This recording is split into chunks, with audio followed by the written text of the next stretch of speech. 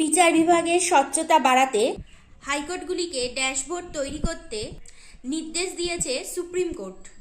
ভারতের 28তম রাজ্য হিসাবে ঝাড়খণ্ড গঠিত হয়েছিল 15ই নভেম্বর 2000 সালে।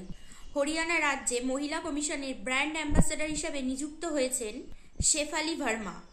উপজাতি কারিগরদের উৎসাহিত করার জন্য জিআই ট্যাগ আবেদন ফি 5000 থেকে কমিয়ে কত টাকা করলো? অ্যান্সার হলো 1000 টাকা।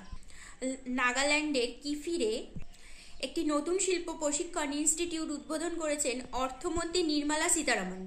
ঢাকায় অনুষ্ঠিত 2025 তীরন্দাজি চ্যাম্পিয়নশিপে ভারত জিতেছে মোট 6টি স্বর্ণপদক এবং 3টি রৌপ্য পদক। টেসলা ভারতের প্রথম পূর্ণ পরিষেবা কেন্দ্র খুলবে কোথায়? গুরুগ্রামে। বেওয়ারিশ কুকুর অপসারণের বিরুদ্ধে প্রাণী অধিকার কর্মীরা বিক্ষোভ প্রদর্শন করেছেন মুম্বাই শিবাজি পার্কে। জাতীয় দর্শন দিবস কবে পালিত হয়? 20শে নভেম্বর।